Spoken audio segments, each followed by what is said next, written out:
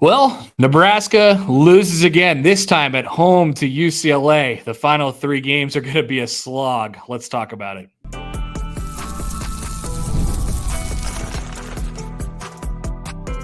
You are Locked On Nebraska, your daily Nebraska Cornhuskers podcast, part of the Locked On Podcast Network, your team every day. All right, welcome, and thanks for making Locked On Nebraska your first listen every day. We're free and available wherever you get your podcasts and on YouTube, part of the Locked On Podcast Network, your team every day. Mitch, let's do this thing. Yeah, welcome in. We are here at Memorial Stadium. As you can see, this is not our normal background. We're in the KRNU radio booth. This great. is it, like back to the roots, Connor. Awesome. Like, here we are.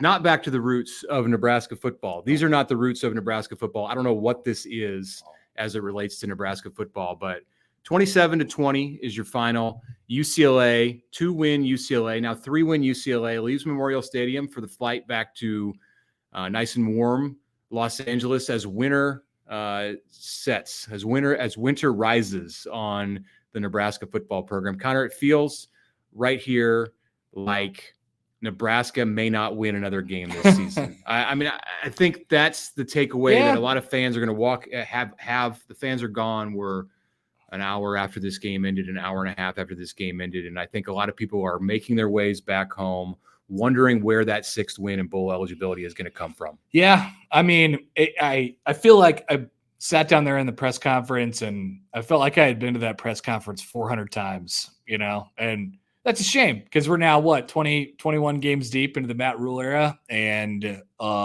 it doesn't feel all that much different from when the previous coaching staff era ended, honestly. At the moment, and I know that seems kind of harsh, but I just feel like I had heard the same thing. Like the question was, how do you respond from this? How do you come back from this? And we know the answer. Nebraska's going to come back fine. They're going to respond. They always respond.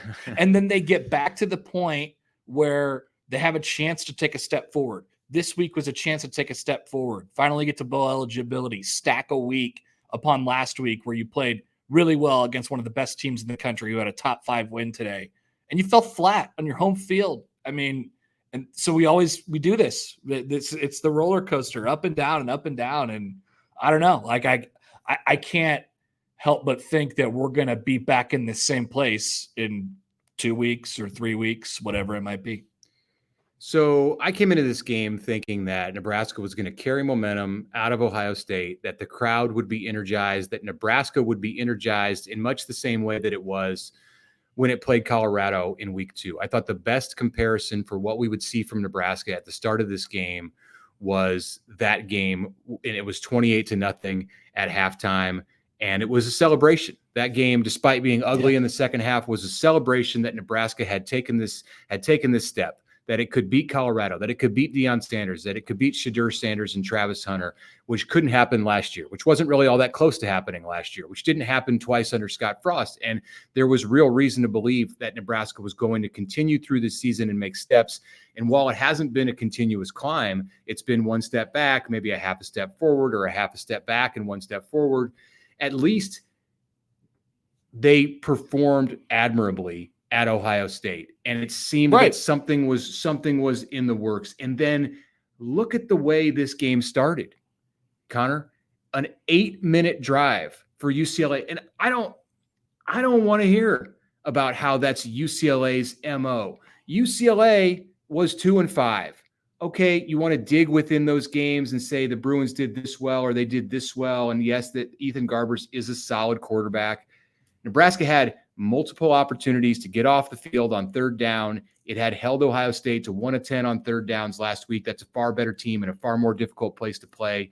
And Ethan Garbers and UCLA kept getting 3rd down after 3rd down after 3rd down. So let's not make this too complex. They started poorly. Offense started poorly. Everything started poorly. Where was the energy? Where is the offensive script? That's what I'm saying. Where's the way to get this thing started? I just whenever it feels like there's some momentum, and we're asking ourselves, okay, that was a good performance. That was something to build off of. We ask ourselves the week of, all right, do you trust this group? Mm-hmm. Never trust them. Just Point blank period. Never, ever trust them. And I know Garber's had a really long run in the game, but you talked about it, them extending drives, and they were 4 of 5 on third down, and it got worse on, in the first basically quarter of the game. Yeah. But they more than doubled their rushing output of what they normally get on an average game against Nebraska's rush defense, which is supposed to be really good and shut down Ohio State. Take the QB run out of it. And there was still, he had a 57-yard run, and he finished with 56 net yards. So that was really the only time that he did significant damage. They still ran for 100 yards. They still ran for just under 100 yards without Garber's totals. And you have to account for the quarterback. Like, Nebraska knew that he was a mobile quarterback coming into this game. UCLA hasn't been a team that's been able to threaten to punish teams with its ground game. And for the first 2.5 quarters of this game, UCLA did whatever it wanted. It's crazy. I don't understand it. I mean, it goes back to what we said. Like, they had this week where it felt like, and they had spent the majority of the week talking about, like, trying to convince people, okay, that felt different. It's the tipping point, like this is finally where the program takes a step forward and doesn't look back. It wasn't. It was a golden opportunity to do so, and it wasn't. And so now you look up and you see a bye week, which this is going to be a tough bye week, and then USC on the road, and then Wisconsin and Iowa, who are playing right now as we record this. And none of those games are going to be easy. None of those games are unwinnable still for Nebraska, but we can't go into any game knowing what we're going to get from Nebraska. And that is damning in and of itself on the coaching staff and on the players, on everybody. Okay, so there's one area of this team that's more concerning than anything else. The defense today gave up 20 points. UCLA scored 27. Bruin's got a pick 6 on the first play of the second half. The offense is not holding up. It's not holding its weight. It's not particularly well coached from what I can see. The scheme, the game plan, all of it is lacking. The energy with which Nebraska starts games, the scripts, the Huskers' flow in getting into games, and appearing that they have spent time studying what the other team does well and doesn't do well and try to attack that. It's all reactive with this offense. The quarterback,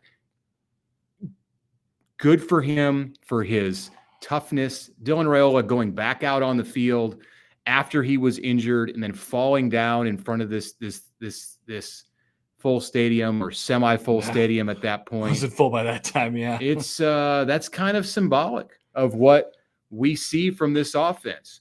They're falling down.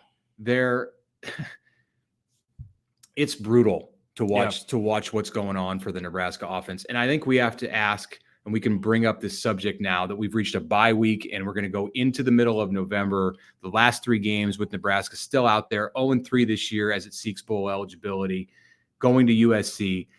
How long will the young players on this roster be patient? How long can Matt Rhule be patient with the direction of this offense, with the leadership of this offense? We heard Dylan Raiola after this game say in a frustrated tone that he came to Nebraska to win. And then he collected himself and he said, I still think we can win. Is that going to be his attitude in December if things don't change? It's not only, it's gotten worse since the start of the season. The offense has gotten worse, obviously. We weren't talking about it this way at the beginning of the year. We thought, hey, the sky's the limit for this thing, even though there were warts at the time. And really just kind of gradually each game has just kind of devolved. And it is, Dylan Raiola, he's gotten worse. He has fallen into a trap that many Husker quarterbacks before him have fallen into, where things kind of crumble in and it maybe doesn't start with him. And then all of a sudden Dylan Raiola is skittish right now. He doesn't make throws that are clearly there. Hesitant. He's hesitant. He's not seeing open receivers. He throws balls late. I mean, so he is absolutely not without blame here. But it's come as a result of everything else sort of crumbling around him, including play calling and scheme and receivers and offensive linemen and all of this stuff. It's just none of it is there. It all seems broken right now. So I felt like when Dylan got hurt, you don't want to see Dylan get hurt, and we'll see what he looks like. Luckily he'll have an extra week to to recover from that injury, a back. Just got hit in the wrong spot. He said he limped off pretty slowly after the game ended. I was right next to him. But I felt like watching Heinrich Haarberg come in was sort of a reprieve for Husker fans, not to see a different quarterback, but to see a fresh version of the offense. Try something new in some way, shape, or form. Right. And it's not like it went all that. No, it didn't go well. Yeah. Heinrich, he hit a big fourth down throw, Yep. got Nebraska into position where it was knocking on the door of the red zone, and then he threw a pick at the end of the game, which ended the game. So that's 2 weeks in a row. This is the same old story with Nebraska football. You get an opportunity to win a game. And, Matt Rhule talked after this game about, hey, all you can hope for in the Big Ten is to have an opportunity to win in the fourth quarter. Yeah. And I don't know. I don't know. I think that if you're going to be a successful program in the Big Ten, you've got to do more than just create opportunities for yourself to win in the fourth quarter. If you come out against an opponent that is not in a position to be able to push you if you're playing your best, not in a position to be able to lead by 20 points 5 minutes into the third quarter. That's UCLA. Nebraska allowed UCLA to build a 20-point They're attacking lead. you. They're attacking you. You allowed that to happen. Yeah, right. So he was asked a question that there was a couple answers from him that sort of stuck with me after the game. And he was asked a question about sort of the timing of what they did to get the touchdown that made it 27-20. And they ended up scoring with what we have the sheet right in front of us, 3:30, something like that left in the game, and 3:57, and they had the ball a long time, and they've had the ball inside the 10-yard line a long time before that. And so he was sort of asked about like the timing of that and the pacing of that, and obviously you got to get it right and you got to score, but you're trying to get the ball out of your hands so you can get the defense on the field and then get them a stop because you're still a touchdown down after that. And what he said was, hey, our goal there was to just get a score before the 2-minute warning. And I thought, what? Hold, you need the ball back now. Like, not only do you need to score this touchdown, but you need the ball back after getting a stop now. So, and especially with Nebraska's offense, the way it's operated, it takes time to score touchdowns. You weren't going to hit a 58-yard touchdown play on a game-tying drive. Like, I don't know. I didn't love that. And it just feels like there isn't this, they're running an offense that is kind of spread out and West Coasty, and they're trying to slow things down and get big, and it's just odd. It just doesn't feel like a great marriage right now. It's just disorganized. Yeah. The offense is disheveled, and I think that situation presented the picture accurately that they don't have a grasp of what they want to do and how they want to do it. They get down in a place where the field is squashed, even against a bad defense. Now, UCLA is a good rush defense, but it's the 17th ranked coming into this game, the 17th ranked pass defense in terms of yards allowed per game in the Big Ten. They're in triple digits nationally in how many yards they allow per game. And Nebraska did nothing,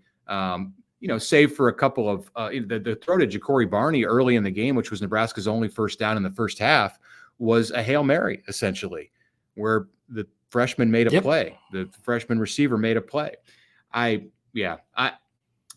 haven't been as disappointed with Nebraska's offense at any point in the Rhule Satterfield time. More today than I was after the Rutgers game, which was a win. More today than after the Purdue game, which was a win. More than at any point last year. At least last year, they knew what they were doing. Like they knew what they wanted to do, I should say. Because they had like these parameters on it. And I feel like, you get Dylan Raiola and the idea is you could do anything with him, right? You could do everything with him. And clearly not the case. Well, it's just I think it's given them too many options. I think they need to get really serious about what they want to do and try to do that thing. And frankly, Satterfield was reactive today in the way that he called plays. Yeah. Rhule said, hey, when they started doing the zero blitz, one way that we can beat that is with the screen game. And I didn't like that answer either. They didn't go to it. Maybe once. I mean, there were a couple to Fedoni, but I don't think that's the screen game that people expect to see. They didn't go off. And I'm not saying they should go to the running backs over and over and over in the screen game, but if you think that's what works, then as a play caller, And as a football team, you have to go to that and not be concerned. If there's any concern, seems to me there's some concern about what people may have been thinking in the seats around them. It's no way to call plays. I agree. That's what I sensed when I heard that answer too. I'm like, well, that doesn't mean you don't do it. Just because you're going to hear a groan or two when you run a screenplay doesn't mean you shouldn't do it. This would be the team to screen against because they're bringing zero blitz. Like, screen it. And that did not sit well with me either. There's definitely maybe a too acute of an understanding of what the outside forces are saying. Maybe we're reading this too literally. I don't know, but it sounded like that in the press conference, that they were somewhat reactive to what the people want. And you've got to run your program with the way that you think. I thought that as a coach and a coordinator that are going to work. All right, we'll come back and have some more reaction to this 27-20 Nebraska loss after this. All right, Mitch Sherman here for 5 Hour Energy. Our friends over there at 5 Hour Energy know that being a passionate football fan is not just a hobby, it's a way of life. It takes a lot of energy to power through the all-day tailgates, the touchdown celebrations, the agonizing second overtime. It would be agonizing. I wish. Yes. Which is why they've created the Stan, the fan. It's the Stan the fan. Yeah. 5 Hour Energy shot with a special flavor called Fan Fuel. The energy shot we've made for super fans just like you, the fans who are first in the parking lot and who are last to leave. We see you, fans.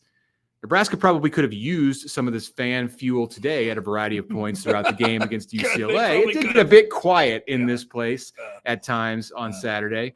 5 Hour Energy knows that no matter what team you root for, being a fan requires heart, soul, and a whole lot of energy. So whether you're prepping for the big tailgate or ironing your jersey, you iron your jersey? Definitely.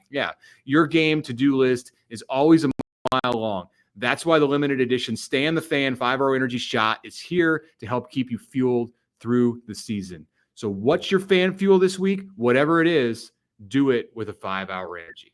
And I'd like to tell you about our friends from the FanDuel Sportsbook. Get ready to tackle all the action this weekend with FanDuel, America's #1 sportsbook. Right now, new customers can bet $5 and get $150 in bonus bets if you win that first $5 bet. The FanDuel Sportsbook app has everything you need to make your live bets on the NFL all in one place. As all the games are going on Sunday, FanDuel is right there for you. So when you get that hunch in the middle of a game, you can check out the latest live stats, view live play-by-play, and so much more right on that same app where you place your bets. So throw in that $5 bet today. Head to FanDuel.com, and you're going to get started with $150 in bonus bets if you win that first $5 bet.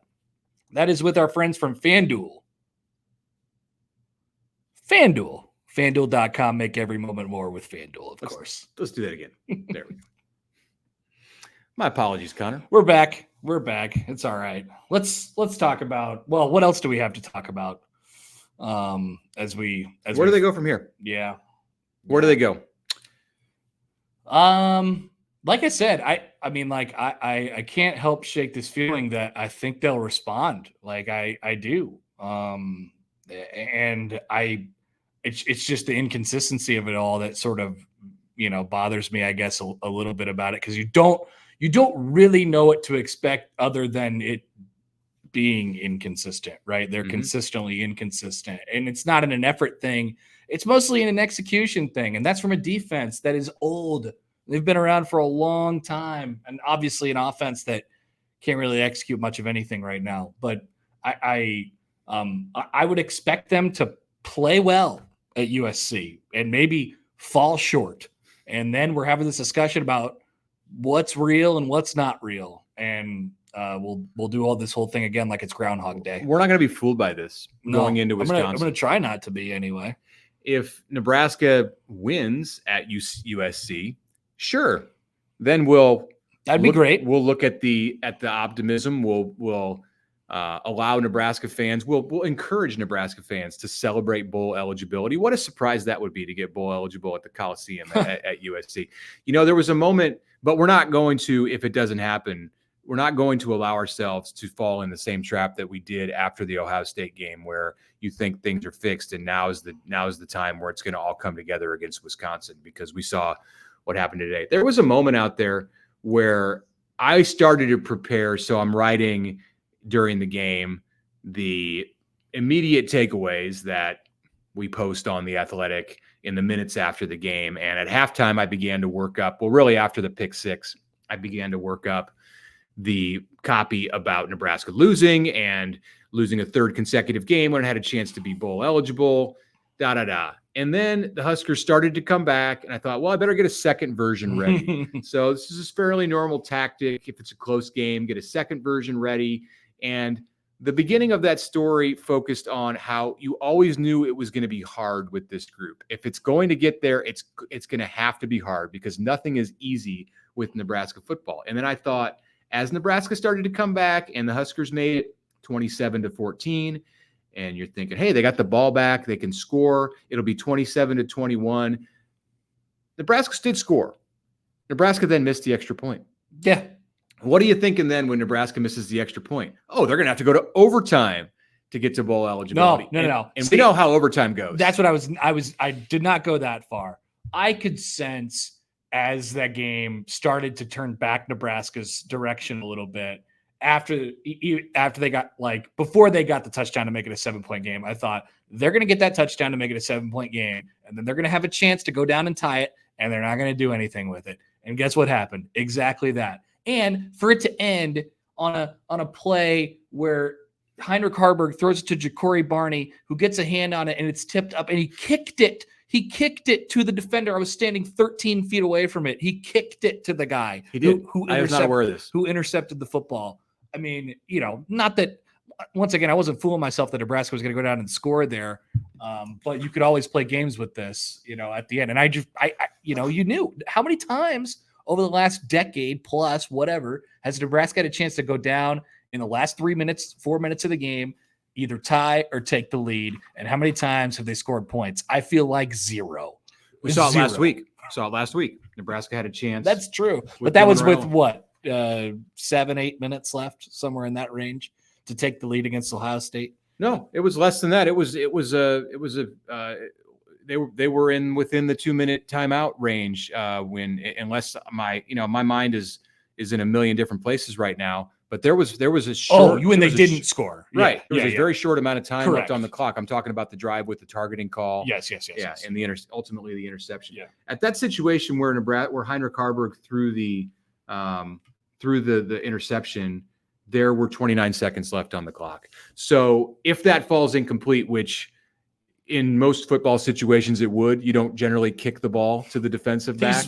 He's rolling around on his back and his foot tipped it straight up to the guy. Okay, well, if that doesn't happen and it falls to the turf, then they're facing a 3rd and 15 at the UCLA 39 with 29 seconds left to go in the game. So it's not like, Nebraska would have scored. No, Nebraska probably would not have scored. Probably not. But for it to end that way was poetic. There were a lot of things that were poetic, I thought, about the ending. One, you had this opportunity for Heinrich Harburg to be the hero, which would have been interesting, quite the storyline if that had happened after all that he has had to sit and watch this year.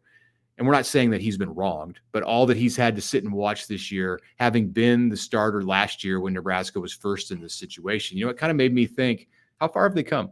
How far has Nebraska really come? Because we've spent the majority of 2024 talking about how far Nebraska's come as a program. And here you were in a November game at Memorial Stadium with Heinrich Harburg taking snaps, the opportunity to get to a 6th win, and it ends in an interception in the red zone with very little chance to score because there's 30 seconds left on the clock and you got 35, 40 yards to go. Sounds like the Maryland game last year. Sounds like the Wisconsin was Chubba Purdy. Yeah, Chubba threw the pick against Maryland too in the end zone with a chance to tie, right? It's I think that's the point. That's the overarching point of this. Like, it doesn't feel like Iowa. How about the Iowa game? Yeah. Nebraska had the lead. Yeah. Yeah. It doesn't feel like it's advanced that far. And I know that, the coaching staff would tell you that, we don't see what goes on behind, and we don't. And I'm sure that the mindsets are different and everything like that, but this doesn't look like that different of a team. than it was when Matt Rhule got here. They show us the things over here as I'm looking over at the Osborne complex. They show us the things by the way, that are different with this program from a year ago. And I don't think they're masters of deception. I think from Sunday through Friday, there are a lot of things that are different about this program. But on Saturday, the proof is out there. And they're showing us that there isn't much that's different about this program on Saturdays than there was a year ago at this time when Matt Rhule was 10 games or less into his build. I don't want to pick on one guy, but I found myself becoming increasingly frustrated throughout the game with Nebraska's running backs. Dante Dowdell had 17 carries for 61 yards. I think he conservatively left 40 to 50 yards on the field. And just it's so easy to see from the press box. You get the basically all 22 live. It's just like, hey, go that way. Nebraska, and it's so I guess I have sympathy for Nebraska's offensive coordinator and the people and EJ Barthel and the people who they put out there, because you don't know who's going to be going at whatever time, and the different backs give you different things. Nebraska has to find a running back that can get it, that can give it more at the moment. And it doesn't end there, but I took all caps notes on that one in my notebook. Let's look at the irony of this, because at the beginning of the season, again, to go back to Colorado, when Nebraska played with that kind of urgency and passion that I think we've expected from this team, we expected from them today, we were praising Dante Dowdell. Dante Dowdell was a meme because he ran through Shiloh Sanders and even broke Shiloh Sanders' arm. Well, Dante Dowdell is still trying to run through defenders in the Big Ten, and he's not getting the same result. I got to think that there's some times where defenders go back to the defensive huddle or back on the sideline, perhaps after a series, and say, "Whew, that guy ran right into me. Ran right at me. Yeah. I didn't, hey, great play. Well, he ran right into me. He ran right at me. I didn't have to. All I had to do was stand there. Yeah, and they see that on film too. Yeah. There's holes. There's holes, just like there is open receivers for Dylan Raiola in the pass game.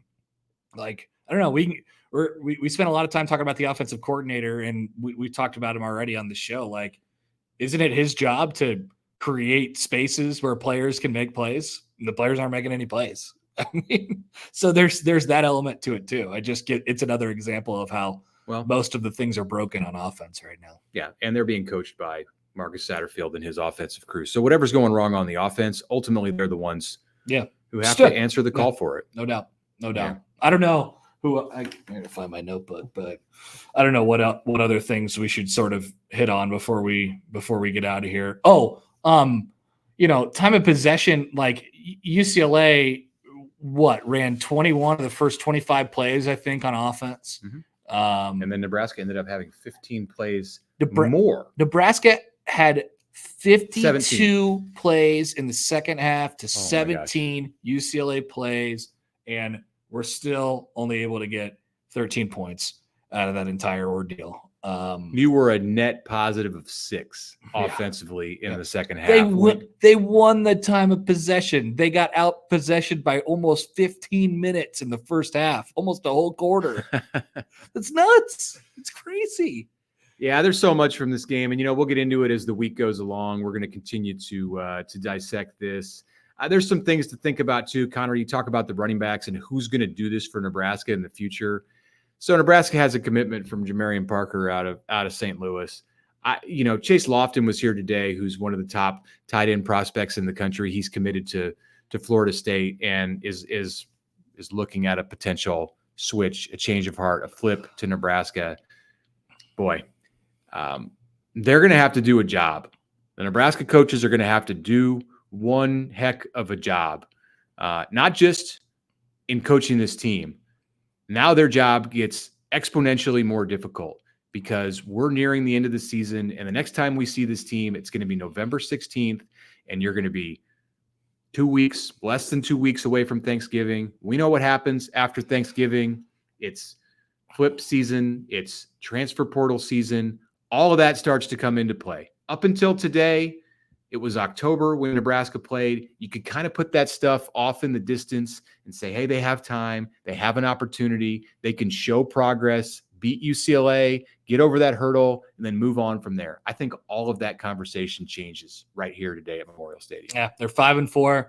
They've had at least two games this year where they just it wasn't there. That would be Indiana, and then today, and then they lost close to Ohio State, and they lost in overtime to Illinois.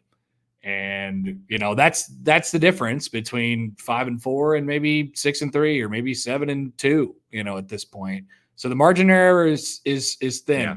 But Nebraska's not real good in the margins right now. The margin for error is thin, and the road to bowl eligibility is narrow. Yeah, it is. That's where we leave this thing today on this Saturday from Memorial Stadium. We'll be back with you on Monday to talk about this more. I want to thank you right now for making Locked On Nebraska your first listen today. Now go check out the Locked On College Football podcast, see what Spencer McLaughlin's got.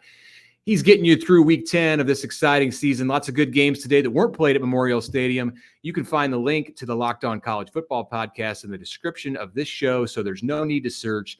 All of it is part of the Locked On Podcast Network, your team every day.